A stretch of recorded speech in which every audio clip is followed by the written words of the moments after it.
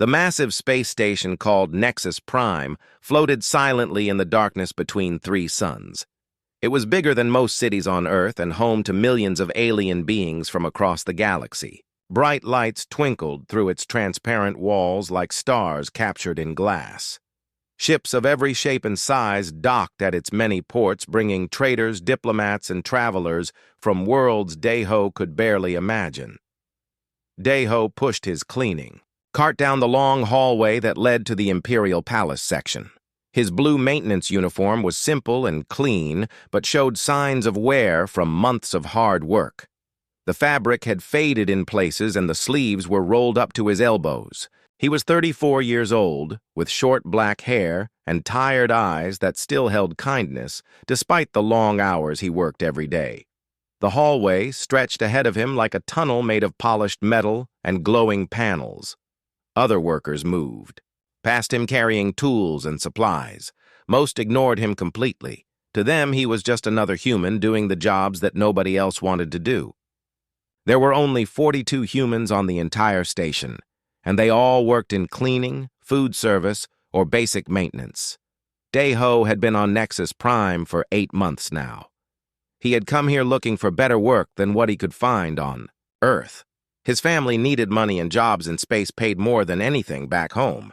But he had not expected to spend his days mopping floors and emptying trash containers, while alien beings who owned entire planets walked past him without a second glance. Tonight was different, though. Tonight, the Imperial Palace section buzzed with activity. Guards in golden armor stood at every entrance. Servants hurried back and forth carrying trays of strange foods and glowing drinks. The Emperor of the Krillian Empire was hosting something special. Emperor Veltharos was one of the most powerful beings in the galaxy. His empire controlled over 300 star systems, and his wealth was beyond counting. He stood nearly 8 feet tall with silver skin that seemed to shine with its own light. His eyes were deep purple, and when he spoke, his voice carried the authority of someone who had never been told no. Dayho reached the main palace hall and stopped to check his work schedule on a small electronic pad. He was supposed to clean the ceremonial chamber after the guests finished their evening activities. Through the tall windows, he could see inside where dozens of alien beings were gathered around something in the center of the room. The beings inside represented the greatest minds in the galaxy. There were the tall blue Valorians with their crystal-enhanced brains that could process information faster than any computer. The small gray Netheki stood on floating platforms since their bodies had evolved beyond the need for legs. Their minds were like living libraries that never forgot anything they had ever learned. Near the back stood 3 Zephyrian scholars. Their tentacle-like arms moved constantly as they communicated through complex gestures that could express ideas no spoken language could capture. Each of them had spent centuries studying the mysteries of ancient civilizations. At the center of the room sat something that made Dayho stop and stare. It was a large black stone covered in strange symbols that seemed to shift and move when he looked at them directly. The stone sat on a platform made of rare metals and was surrounded by protective energy fields that created a soft blue glow around it. This was the Codex Eternus. Dayho had heard other workers talking about it in whispers. It was older than any known civilization in the galaxy. Some said it contained the secrets of the universe itself. Others believed it was just an elaborate fake created by ancient beings who wanted to fool future generations. Emperor Veltharos stood before the gathered scholars with his arms raised high above his head. His voice filled the chamber as he made his grand announcement. "Honored beings of wisdom and learning," the emperor began, "you have traveled from across the galaxy to witness this moment. Before you lies the greatest mystery our universe has ever known. The Codex Eternus has remained silent for over 10,000 years. Its secrets have defeated every attempt to unlock them." The emperor paused and gestured toward the ancient stone. Legend speaks of the Vault of Origins, a place where the first great civilization stored knowledge and technology beyond our understanding. They say this codex contains the coordinates to that vault. But first, someone must translate even a single line of its text. Murmurs of excitement rippled through the crowd. Several scholars stepped forward eagerly. Others activated translation, devices that hummed with electronic energy. "I make this promise before all of you," Emperor Veltheros continued with a laugh in his voice.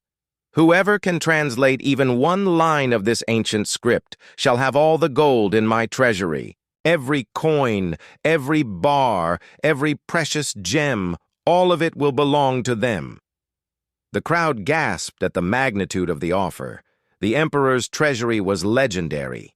It contained the wealth of hundreds of worlds collected over thousands of years. It was enough gold to buy entire star systems. The first scholar approached the codex with confidence. She was a Valorian named High Researcher Kailani. Her blue skin glowed brighter as her enhanced brain processed the symbols at incredible speed. She stood motionless for several minutes while her crystal implants worked to decode the ancient text. Finally, she stepped back and shook her head. "The symbols follow no known linguistic patterns. They do not match any language in my memory banks." A Netheki scholar floated forward on his platform. His large black eyes studied every detail of the stone's surface. He activated several scanning devices that projected beams of colored light across the symbols. After 20 minutes of analysis, he also admitted defeat. "The script appears to be authentic, but it follows no logical structure. It may be decorative rather than functional text." 1. By one, the greatest minds in the galaxy tried and failed. Advanced translation computers were brought in. Quantum linguistic processors that could decode languages that had been dead for millions of years found nothing but meaningless patterns. Deho watched all of this while he pretended to clean nearby surfaces. His supervisor had told him to stay out of the way, but he found himself fascinated by the ancient stone and the frustrated scholars who surrounded it. As the hours passed, the crowd began to thin. Many of the scholars left shaking their heads in disappointment. Emperor Veltharos remained standing beside the codex, but his confident smile had faded into a thoughtful frown. By the time Deho was allowed to enter the chamber to begin his cleaning duties, most of the guests had gone. Only a few die-hard researchers remained hunched over their instruments, still trying to crack the mystery. Deho began his work quietly. He mopped the floors and wiped down the surfaces while staying well away from the precious artifact. But as he worked, he found his eyes drawn again and again to the strange symbols carved into the black stone. There was something about them that felt familiar, though he could not explain why. The way some of the symbols curved reminded him of letters he had seen long ago. But that was impossible. This artifact was older than human civilization itself. As the last of the scholars finally gave up and left the chamber, Deho found himself alone with the mysterious codex. The protective energy fields cast dancing shadows across the walls and filled the room with a soft humming sound. He pushed his cart closer to the platform and looked up at the ancient stone. The symbols seemed almost alive in the shifting light. For just a moment, he thought he saw a pattern in their arrangement. Something that made sense in a way he could not put into words. Then he shook his head and went back to his cleaning. He was just a janitor after all.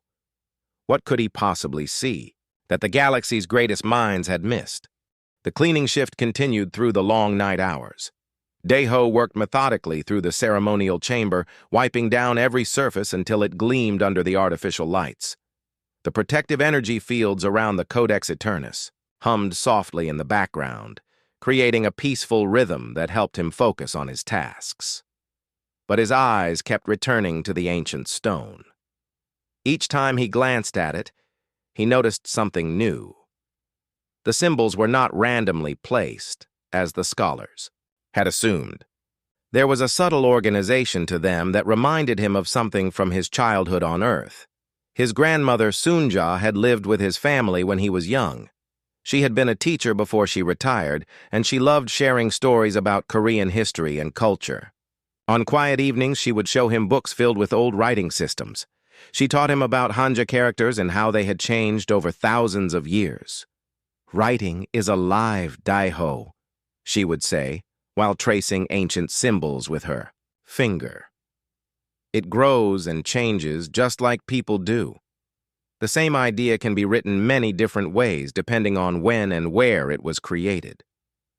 Looking at the codex now, Daiho could see what his grandmother had meant. The symbols on the stone were not all identical, even when they appeared to represent the same concept. Some were slightly larger or smaller. Others had tiny marks or flourishes that set them apart from similar symbols elsewhere on the surface. This was not the work of a machine or a perfect copying system. These symbols had been carved by hand by someone who thought about each mark as they made it, someone who understood that meaning could be layered and complex. Daiho finished cleaning the main chamber and moved his cart to a smaller side room, where he could work without disturbing the few remaining researchers, but he could not stop thinking about the patterns he had observed. During his break, he pulled a cleaning cloth from his cart and began sketching some of the symbols he remembered most clearly. His drawing skills were not perfect, but he managed to capture the basic shapes and some of the variations he had noticed. As he worked, he began grouping the symbols by similarity. Some appeared to be related to mathematical concepts he had studied years ago when he was still trying to become an engineer. Before coming to Nexus Prime, Daiho had spent 3 years studying mechanical engineering at a technical college on Earth. He had been good at mathematics and problem-solving, but his family needed money immediately. He could not afford to finish his degree, so he took the space station job instead. Now those half-forgotten lessons came back to him as he studied his rough sketches. Some of the symbols looked like they might represent numerical relationships. Others seemed to indicate processes or transformations. But there was something else mixed in with the mathematical elements, something that felt more organic and intuitive. The night shift ended as the station's artificial dawn began to brighten the corridors. Daiho gathered his cleaning supplies and prepared to return to the worker quarters, where he shared a small room with 3 other humans. But first he had to make his daily report to his supervisor. Haya-jin was waiting for him in the maintenance office. She was 28 years old with shoulder-length black hair that she kept tied back in a practical ponytail. Like Daiho, she had come to the station looking for work that would help support her family back on Earth. But she had been luckier and managed to get promoted to maintenance coordinator after showing excellent organizational skills. "You look tired," she said as Daiho entered the office. "The Imperial Palace section is always exhausting when they have big events." "It was interesting, though," Daiho replied as he signed his timesheet. "They had all these famous scholars trying to translate some ancient artifact. None of them could figure it out." Hye-jin raised an eyebrow. "You were watching the ceremony? You know we are supposed to stay invisible during important events." "I stayed out of the way, but I could not help overhearing. They were all so confident, at first. Then one by one they gave up and left." "What kind of artifact was it?" Daiho pulled out the cleaning cloth where he had sketched the symbols. "Something called the Codex Eternus. It is covered in these strange markings that nobody can read." Hye-jin looked at his drawings with surprise. "You copied these down? Daiho, that could get you in serious trouble. What if someone sees you with classified information?" "These are not classified. The Emperor made his challenge in front of hundreds of people. He offered all his gold to anyone who could translate even one line." "And you think you might be able to do what all those experts could not?" Daiho folded the cloth carefully and put it back in his pocket. "I do not know, but I keep thinking there is something familiar about these symbols. Like I have seen something similar before, but I cannot remember where." Hye-jin shook her head with concern. "Be very careful, my friend. Powerful people do not like it when workers get involved in their business, even if you think you see something they missed." After filing his report, Daiho returned to his quarters. His roommates were already asleep, so he moved quietly to his small bunk in the corner. But instead of resting, he pulled out his sketches again and studied them by the light of his personal datapad. The more he looked at the symbols, the more convinced he became that they followed some kind of logical system. But it was not the kind of logic that computers or translation programs would recognize. It was more intuitive and flexible. He began organizing the symbols into different categories based on their visual characteristics and the positions where they appeared on the stone. Some seemed to cluster together in groups while others stood, alone. The groupings reminded him of sentence structures, but not like any language he knew. Over the next few days, Daiho found himself thinking about the codex during all his working hours. He requested extra shifts in the Imperial Palace section, hoping to get another look at the artifact.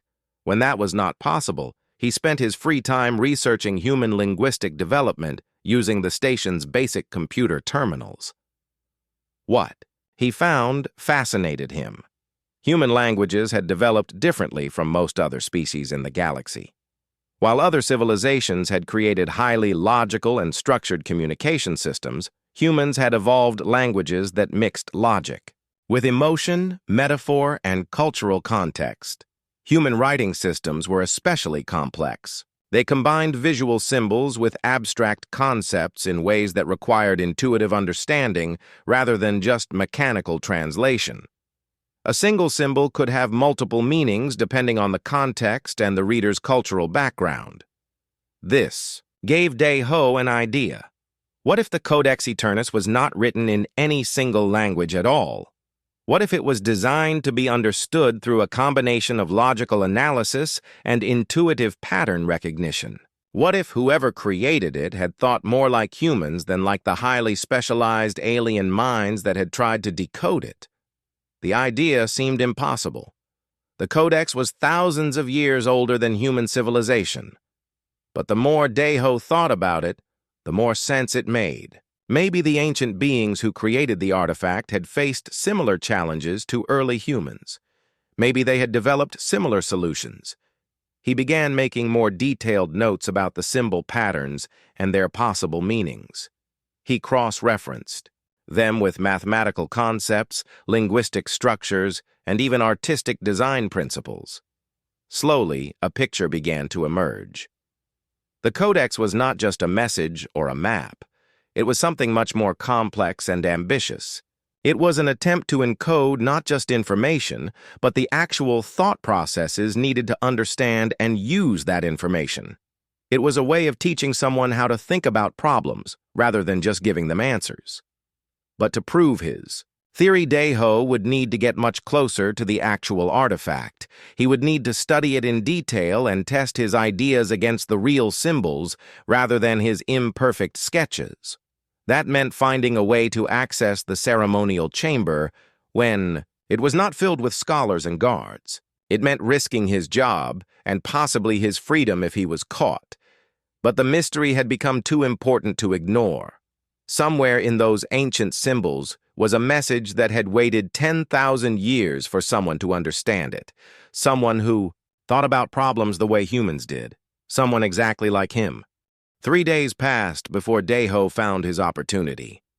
A maintenance alert came through the work system reporting a minor ventilation problem in the ceremonial chamber. The room needed to be inspected and cleaned before the next scheduled viewing of the Codex Eternus. Chai Jin assigned the task to Daiho since he had become familiar with that section of the palace. She handed him the work authorization codes and reminded him to complete the job quickly and quietly. "The Emperor has been in a bad mood lately," she warned. "More scholars have arrived from distant systems, and they are all failing just like the others. He does not want any delays or disruptions." Daiho nodded and gathered his cleaning supplies. But hidden in his maintenance kit were sheets of paper and a small measuring device he had borrowed from the engineering section. If he was going to test his theory about the Codex, he needed accurate copies of the symbols and their exact positions. The ceremonial chamber was empty when he arrived. The Codex Eternus sat alone on its platform, surrounded by the soft blue glow of its protective energy fields. The ancient stone seemed to pulse with its own internal rhythm, as if it were somehow alive. Daiho quickly completed the required maintenance tasks. He checked the ventilation systems and cleaned the surfaces that had been marked for attention. But as he worked, he memorized every detail of the chamber layout and the security measures around the artifact. When the official work was done, he pulled out his paper and began making careful drawings of the codex symbols. He worked section by section, moving around the platform to capture different angles and perspectives. The measuring device helped him record the exact sizes and spacing of the markings. As he drew, Dae-ho noticed even more patterns than he had seen from a distance. Some symbols were connected by faint lines that were almost invisible unless viewed from the correct angle. Others had tiny dots or marks that seemed to indicate emphasis or timing. Most importantly, he could see that the symbols were organized into distinct sections that flowed into each other like paragraphs in a book. Each section had its own internal logic and structure, but they were clearly part of a larger, unified message.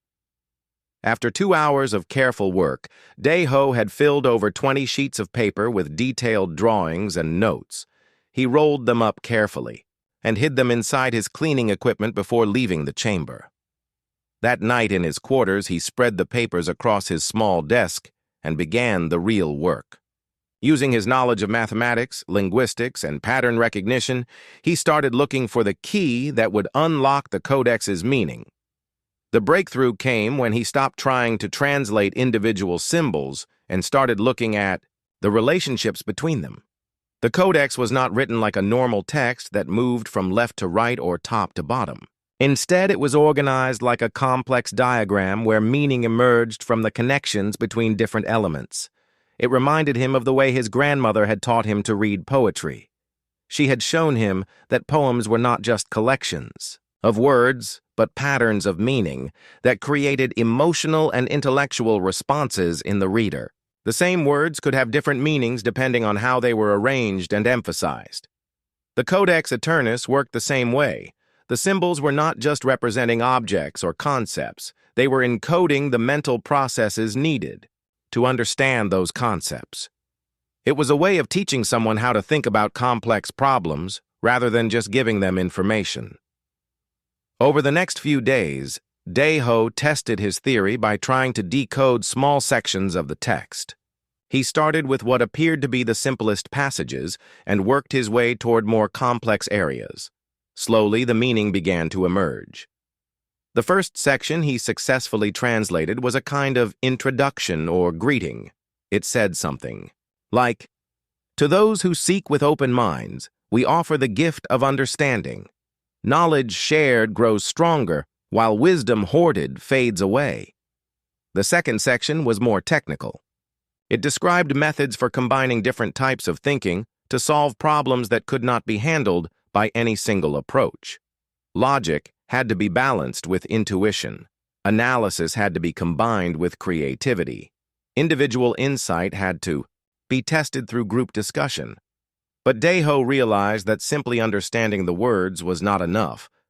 The codex was designed to be activated by the correct mental approach. It would only reveal its full secrets to someone who actually demonstrated the kind of thinking it described. Meanwhile, word spread through the station that Emperor Veltharos was becoming increasingly frustrated with the failure of his scholars.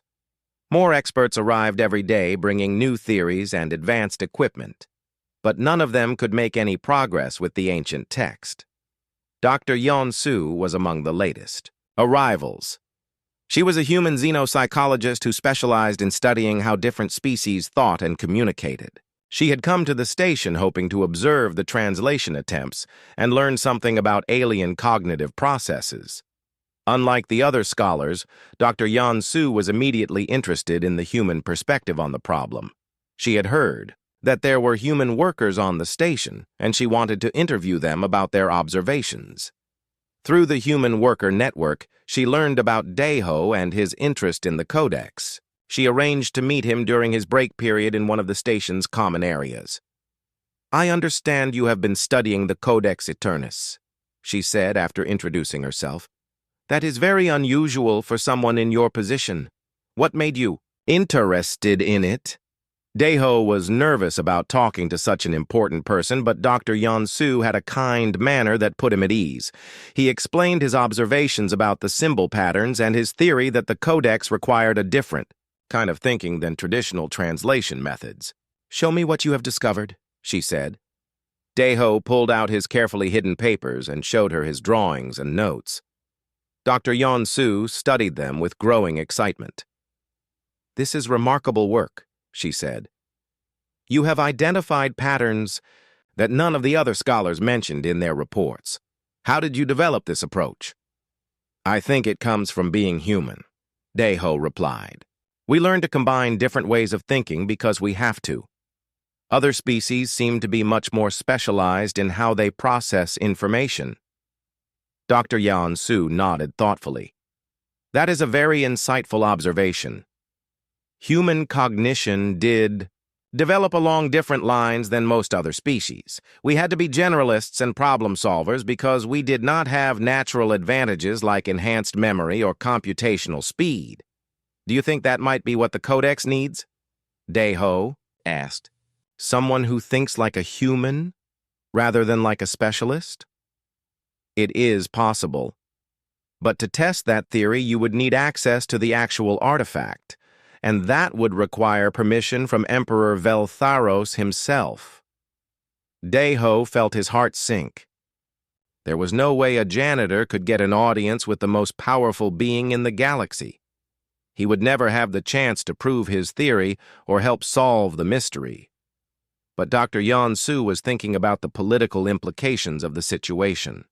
If a human could succeed where all the alien experts had failed, it would be a major shift in how the galaxy viewed humanity. It could open up new opportunities for his species throughout the known worlds.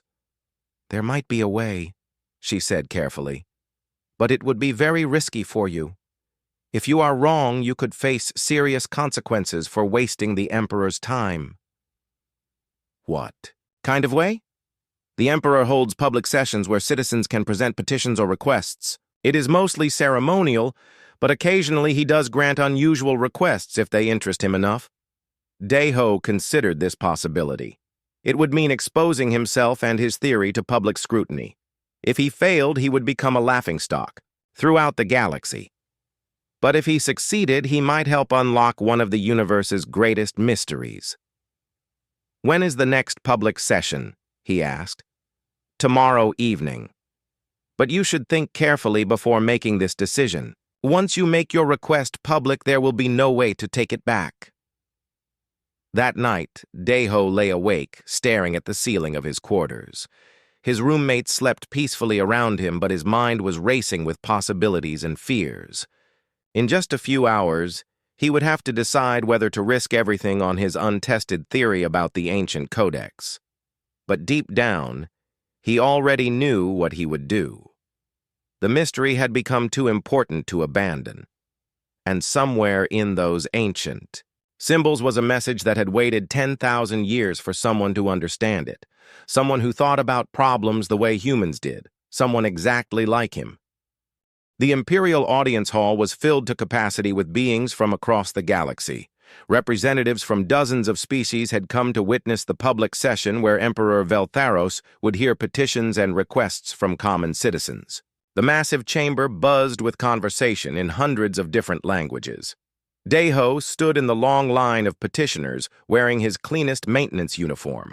His hands trembled slightly as he held the rolled papers containing his research on the Codex Eternus. Around him were traders seeking business permits, diplomats requesting meetings, and inventors hoping to demonstrate new technologies. Dr. Yeon-soo had helped him prepare his presentation. She explained the proper protocols for addressing the Emperor and coached him on how to present his theory in a way that would capture Imperial attention. But she had also warned him that the Emperor was known for his sharp temper when dealing with people who wasted his time. "Remember," she had said, "you will have perhaps 2 minutes to make your case before he decides whether to listen or dismiss you. Make those minutes count." The line moved slowly forward as each petitioner was announced and given their brief moment before the throne. Most requests were denied quickly with a wave of the emperor's hand. A few were granted minor consideration or referred to subordinate officials for further review. Finally, it was Daiho's turn. The court herald announced him in a booming voice that echoed through the chamber. Daiho of Earth, human maintenance worker, requesting permission to attempt translation of the Codex. Eternus. A ripple of laughter swept through the audience. The idea of a janitor succeeding where the galaxy's greatest scholars had failed seemed absurd to most observers. Even some of the human diplomats in attendance looked embarrassed by the presumptuous request. Emperor Veltharos leaned forward on his throne with an expression of amused curiosity rather than anger. His purple eyes fixed on Daiho with an intensity that made the young human feel like he was being examined under a microscope. "A maintenance worker wishes to translate the Codex?" the Emperor said in his deep, resonant voice. "This is most entertaining. Tell me, human, what qualifications do you possess that our learned scholars lack?" Daiho took a deep breath and stepped forward. "Your Imperial Majesty, I do not claim to be more intelligent than the experts who have tried before me. But I believe I may think about the problem differently than they do." "Differently how?"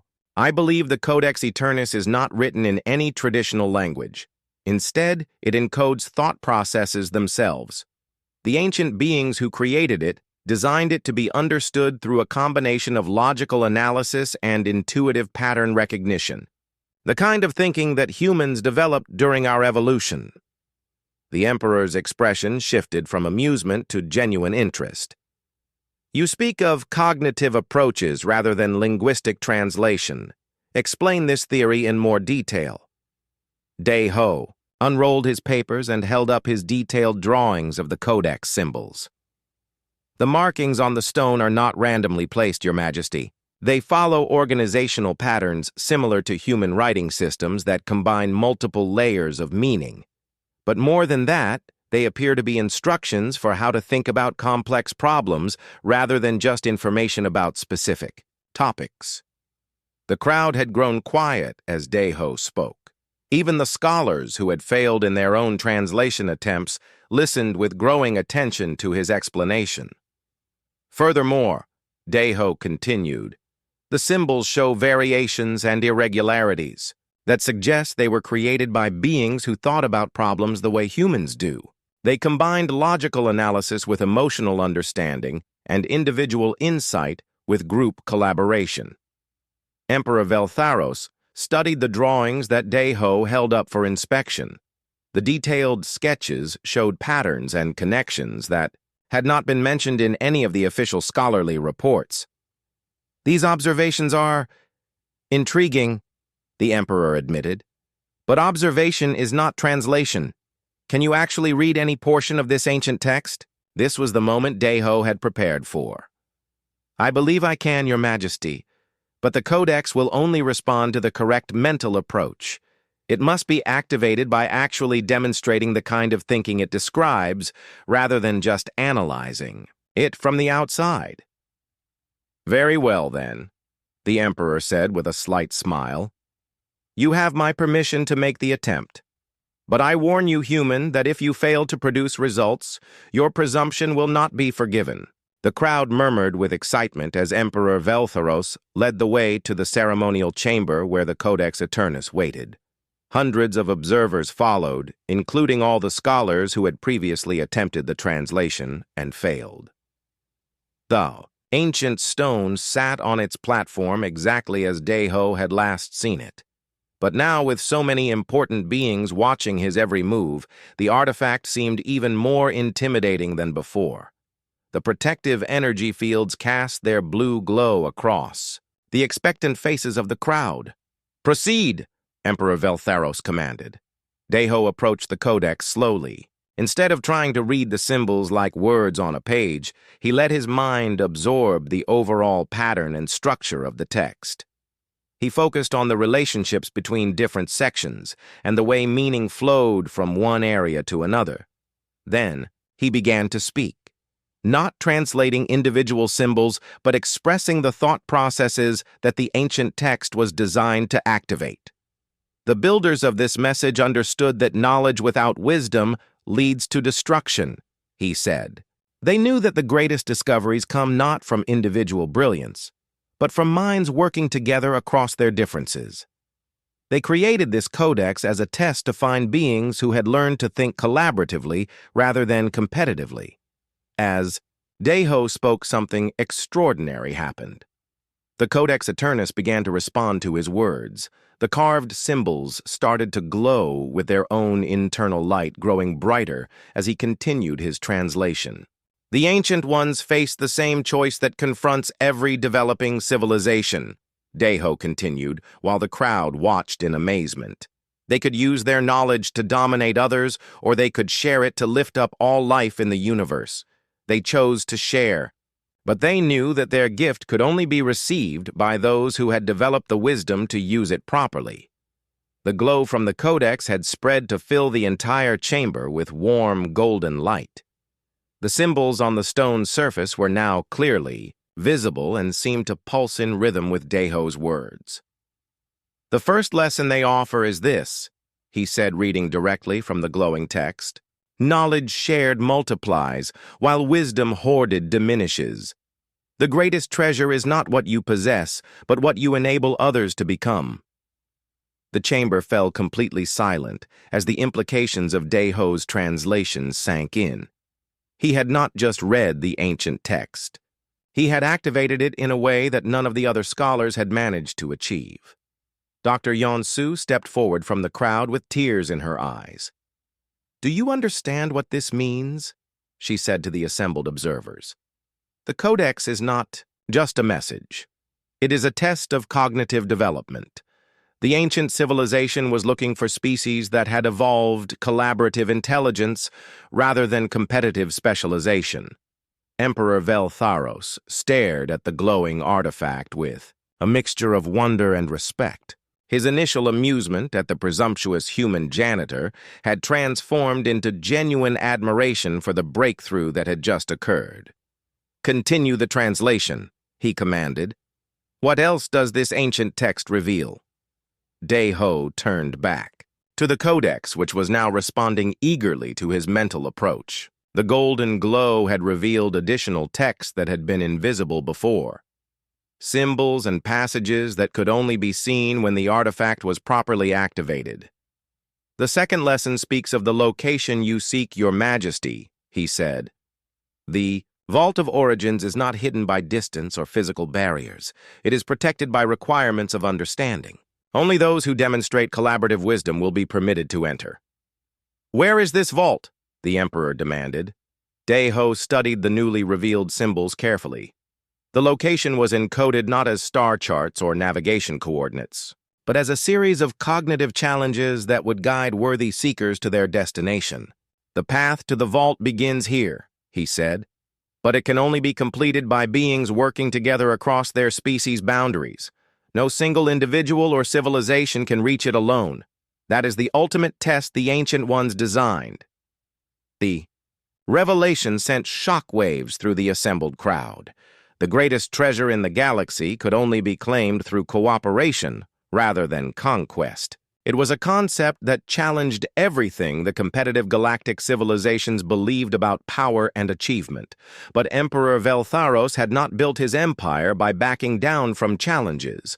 If the ancient vault required collaborative effort, then he would find a way to organize that collaboration. "Human," he said to Deho with newfound respect in his voice, "you have accomplished something that our greatest minds could not achieve. As promised, you shall have all the gold in my treasury. But I offer you a choice. Take the wealth and return to your previous life, or join the expedition to find this Vault of Origins and help guide us through whatever challenges await." Deho looked around the chamber at the hundreds of alien beings who were now watching him with expressions of curiosity rather than dismissal. The days following Deho's successful translation of the Codex Eternus transformed life aboard Nexus Prime. Word of the breakthrough spread throughout the galaxy, bringing delegations from hundreds of worlds to witness the activated artifact. The ceremonial chamber became a pilgrimage site where beings from every known species came to see the glowing symbols that had remained hidden for 10,000 years. Daeho found his entire existence changed overnight.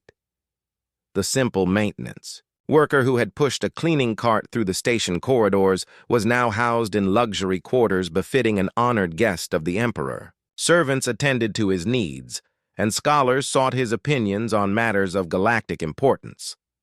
But the ancient codex had revealed only the beginning of its secrets. The location of the Vault of Origins remained encoded in complex cognitive challenges that required continued collaboration to unlock. Daeho worked with teams of experts from dozens of species to decode the remaining passages. Dr. Yan-Su had become his closest advisor and translator for the more technical aspects of the work. She helped him understand the political implications of each new discovery and guided him through the complex protocols of imperial court life. "The other human workers on the station are very proud of you," she told him during one of their planning sessions. "But they are also worried about what happens to them now that humanity has gained such prominence." "What do you mean?" Daeho asked. "There are only 42 humans on Nexus Prime, and most of them work in service positions like cleaning and food preparation. Now that you have proven human cognitive abilities, the other species are wondering if they have been underestimating our entire race."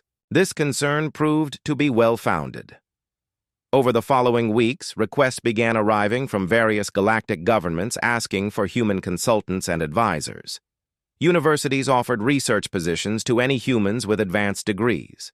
Even the humble maintenance workers found themselves receiving job offers from prestigious organizations. Hai Jin visited Daeho in his new quarters to discuss the changing situation. She had been promoted to Assistant Facilities Coordinator as recognition for her role in supporting his research. Minho from the Food Service section has been offered a position as Cultural Advisor to the Valorian Trade Council, she reported. And Jiwoo from Communications received 3 different job offers, including one from the Imperial Science Academy. "That is wonderful news," Daeho replied, "but I hope people understand that this is just the beginning. The real test comes when we try to find the vault itself." The Codex had revealed that the Vault of Origins was not located on any planet or space station.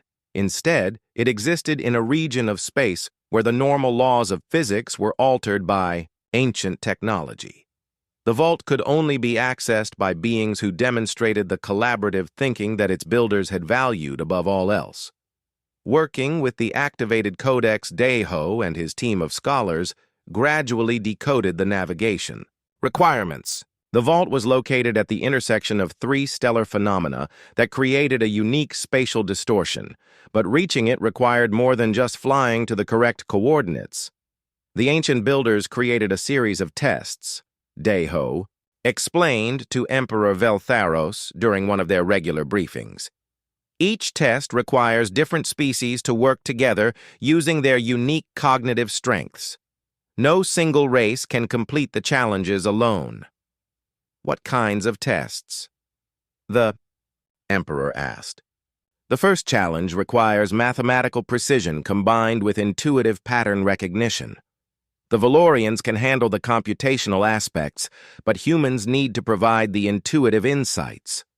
The second test involves communication across multiple dimensional frequencies, which needs both Zephyrian gestural languages and human emotional intelligence." Emperor Veltharos studied the decoded information with growing understanding.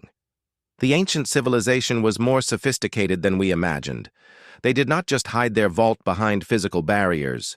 They created a selection process that would only allow in beings who had evolved beyond competitive thinking. "Exactly, Your Majesty, and there are 7 different tests in total. Each one requires a different combination of species working together. The final challenge can only be completed by representatives from at least 12 different civilizations cooperating simultaneously." This revelation created enormous excitement throughout the galaxy, but also significant political challenges. Many of the species that would be needed for the expedition had been enemies for centuries. Getting them to work together would require diplomatic skills that had never been tested on such a scale. Emperor Veltharos proved equal to the challenge. Using his vast wealth and political influence, he began organizing the most ambitious collaborative project in galactic history. The Vault of Origins expedition would include not just his own Krillian forces, but representatives from every major civilization in known space.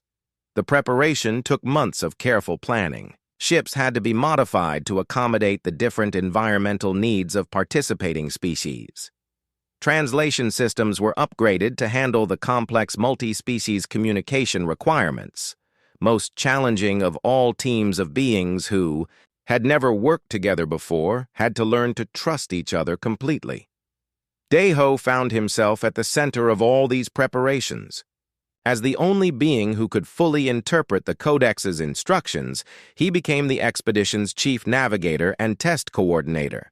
The responsibility was overwhelming, but he was sustained by the knowledge that this was exactly what the ancient builders had intended. They knew that someday the galaxy would develop species capable of true collaboration, he told Dr. Yonsu as they reviewed the final expedition plans. They designed their tests to bring those species together and teach them to work as partners rather than competitors. The day of departure was declared a galactic holiday. Ships from hundreds of worlds gathered at Nexus Prime to witness the launch of the largest cooperative expedition in recorded history. The main expedition fleet consisted of 12 massive vessels, each representing a different major civilization. Deho stood on the bridge of the lead ship alongside Emperor Veltharos and the other expedition leaders. Through the viewing ports, he could see the incredible sight of former enemies flying in perfect formation toward their shared destination. The journey to the vault's location took 14 days of travel through normal space, followed by 3 days of careful navigation through the spatial distortions that protected the ancient site. As they approached the coordinates specified in the Codex, the very nature of space around them began to change. Stars appeared to bend and twist in impossible directions. Colors existed that had no names in any known language. The ship's instruments registered readings that should have been physically impossible, but somehow remained stable and navigable. "We are entering the ancient testing ground," Deho announced to the fleet. "From this point forward, every action we take will be evaluated by systems that have been waiting 10,000 years for beings worthy of their creator's legacy." The first test manifested as a series of energy barriers that surrounded a massive crystalline structure floating in the twisted space. The barriers could only be penetrated by solving mathematical equations that required both Valorian computational power and human intuitive leaps to complete. Teams of beings who had never worked together before found themselves dependent on each other's unique abilities. Valorian scholars provided precise calculations, while human mathematicians identified the creative shortcuts needed to solve problems in the required time limits. The second test involved navigating through a maze of dimensional frequencies where normal communication was impossible. Only by combining Zephyrian gestural languages with human emotional intelligence could the mixed teams maintain coordination while moving through spaces that existed in multiple dimensions simultaneously. Each successive test required new combinations of species and cognitive approaches. The ancient builders had designed their challenges to demonstrate that every form of intelligence had value and that the greatest achievements came from diversity rather than uniformity. By the time the expedition reached the 7th and final test, they had been transformed from a collection of suspicious rivals into a true collaborative community. Beings who had viewed each other as enemies or inferiors now worked together with mutual respect and appreciation. The final challenge was the most complex of all. It required representatives from 12 different species to link their minds together and solve a puzzle that existed across multiple dimensions of thought simultaneously. Success would open the Vault of Origins and grant access to the knowledge that had been waiting there for millennia. But failure would mean that the galaxy was not yet ready for the ancient civilization's greatest gifts. Deho took his position in the center of the mental linking array. Around him stood 11 other beings representing the major civilizations of the galaxy. Each species would contribute their unique cognitive strengths to solve the puzzle that protected the vault's final entrance. The linking process began slowly. Advanced technology created neural connections between minds that had evolved on different worlds under different conditions. The Vault of Origins contained wonders that exceeded even the wildest dreams of the expedition members. Crystalline archives held the complete scientific knowledge of the ancient civilization called the Primarchs. Holographic displays showed the history of their rise and the wisdom they had gained through millions of years of existence. But the most important discovery was not any single piece of technology or information. It was the understanding of why the Primarchs had chosen to hide their knowledge rather than simply giving it away to younger civilizations. They faced the same choice that confronts every advanced species, Deho explained to the assembled expedition leaders as they explored the vast chambers of the vault. They could use their power to dominate the galaxy, or they could find a way to help other races develop their own potential. The Primarchs had chosen a third option. Instead of ruling or abandoning the younger species, they had created a test that would identify civilizations ready to join a true galactic community.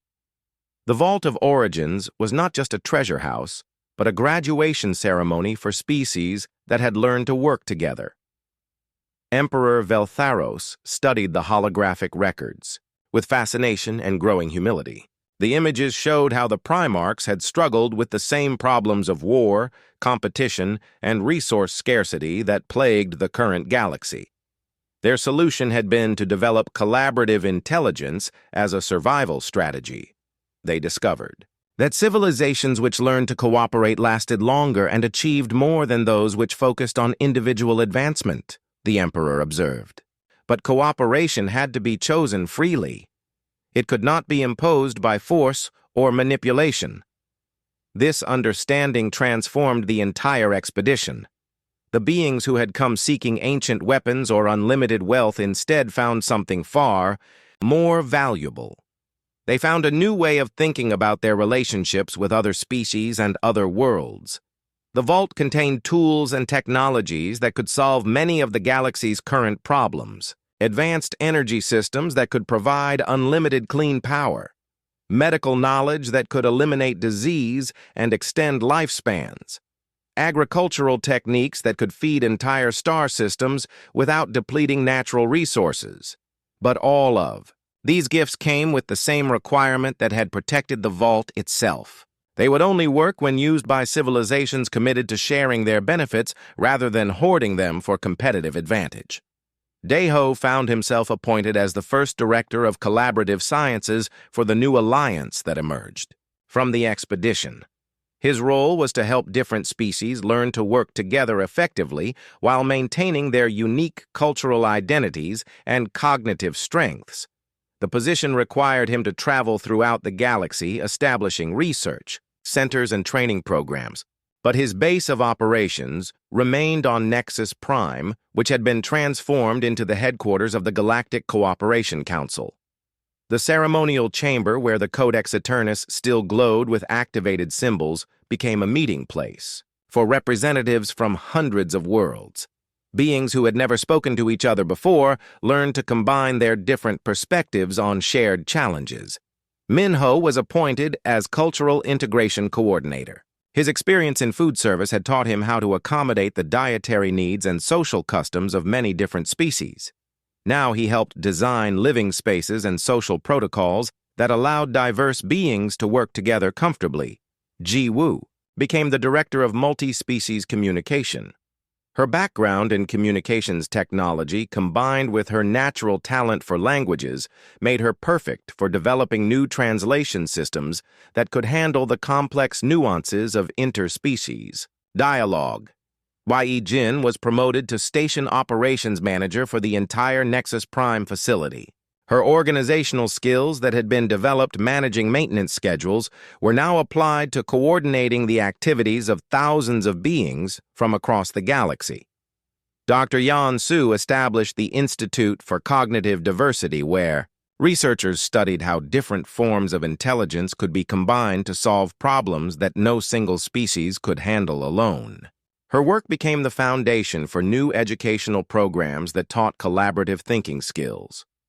But the most important change was in how the galaxy understood the concept of advancement itself.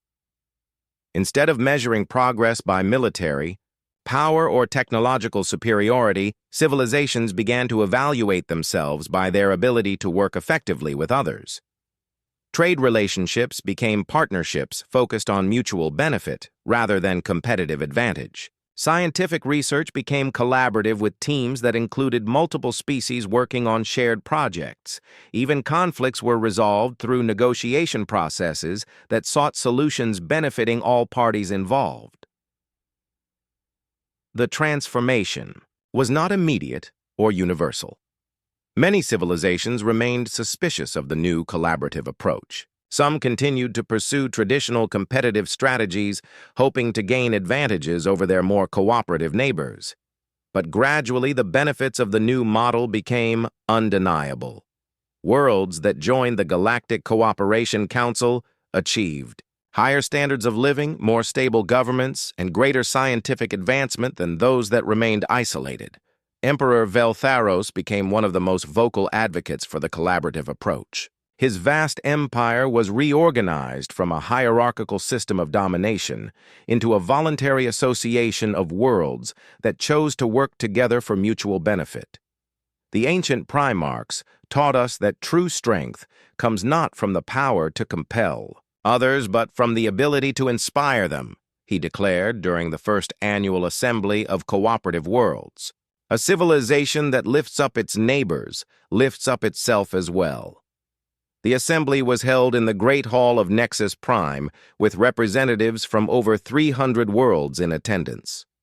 The diversity of species, cultures, and perspectives was overwhelming, but the shared commitment to collaboration created an atmosphere of hope and possibility that had never existed before in galactic politics. Deho stood at the podium where he had once cleaned floors as a humble maintenance worker. Now he wore the robes of a galactic diplomat, but he still carried the simple cleaning cloth that reminded him of his origins and the practical wisdom he had learned from honest work. The Primarchs left us a message that took 10,000 years to decode, he said to the assembled delegates. But their greatest gift was not the information they preserved. It was the realization that our differences make us stronger when we choose to work together rather than compete against each other. The applause that followed his speech came from beings whose ancestors had been enemies for millions of years. The sound echoed through the station corridors where human workers had once moved invisibly through their maintenance duties. Now those same humans were recognized as valuable partners in the galaxy's ongoing development. Their unique cognitive abilities were studied and respected rather than dismissed or ignored. The collaborative intelligence that had enabled them to survive on Earth was now helping entire civilizations learn to thrive together. As the assembly continued with presentations from dozens of worlds about their cooperative projects, Deho reflected on the journey that had brought him to this moment. He had started as a janitor looking for work to support his family. He had become something he never could have imagined possible. But perhaps the most remarkable transformation was not his own. It was the change in how billions of beings throughout the galaxy thought about their relationships with each other. The Primarchs had waited 10,000 years for civilizations to develop the wisdom needed to use their gifts properly. That wait was finally over. The age of collaboration had begun, and the universe had become a place where every form of intelligence was valued and every perspective could contribute to solutions that benefited all life.